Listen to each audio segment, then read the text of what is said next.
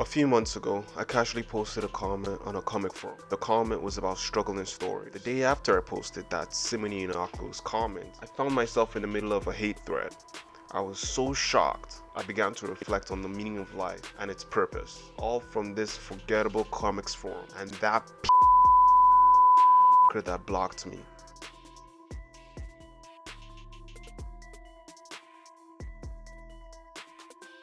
As we phase into adulthood, most of us come to an understanding of hard work and struggle. I spend most of my free time on games, stories, and faith. So I will explain struggle in terms that I understand them. In stories, conflict is a necessary pillar to define the risks and dangers. The conflict demands dynamism, change, and growth from the characters. A story with conflict, struggle, and tension adds significance to the finale, but without it, the audience can be bored. In games, it determines the relative strengths of the antagonist or the environment. It also could be the intentional limitations and detriments the player places on themselves.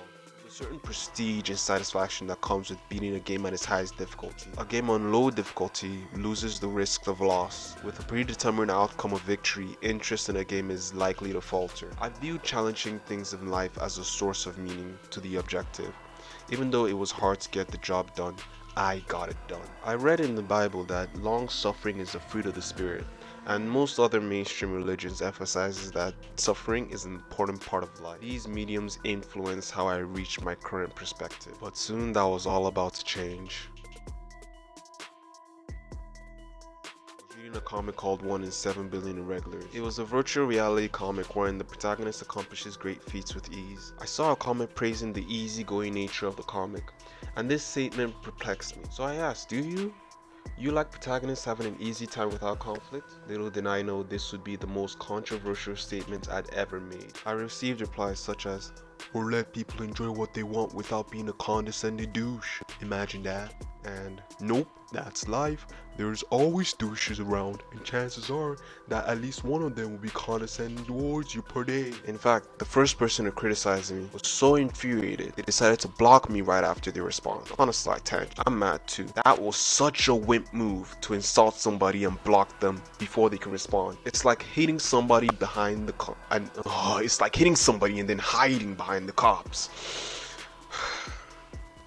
Tangent aside, I thought there ought to be some merit in their perspective since they were all on the same page on the story's enjoyability. I didn't think I was wrong, but the situation may be more nuanced than I had expected. That guy was still a piece of Alright, no more tangents. So the first thing I did was I reached out to my friends and family. Yeah, it was that serious to me. They explained the lack of tension was the selling point. The lack of conflict and struggle led to a more relaxed story for them. After a long day's work or a hard breakup, the last thing somebody wants to see is some more arguments or difficulties. They want a story to escape to, another word that offers something else for them to focus on. In hindsight, it makes sense, right? There are a lot of other mediums that offer varying difficulty to indulge in. In games, things like easy mode, AFK, and clicker games exist for people who just want a sense of progression. In stories, there is slice of life. In music, there is lo-fi. With food, there is junk food. The main reason people use these things in contrast to other more filling mediums because of the relaxation effect. I wouldn't like it if a music purist judged me for listening to lo-fi, so how would I do the same? I still think in order to make a legendary story that stands the test of time, you need conflict.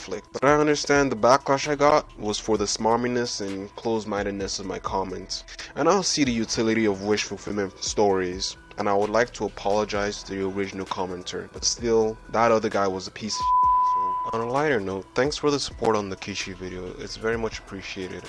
Kinda was getting burnt out a bit on making videos, but after seeing like how well that video ended up doing, I was kinda like, let's give this another shot, let's do a good job while we can, and focus more on quality rather than quantity is kind of my goal right now. Another thing I want to say is the next video will be on a definitive, like, deep dive, like, analysis on why the best girl in League of Legends is allowed, hands down. It's because of, I won't say now, stay tuned, watch, you see, she's best girl. Alright, bye.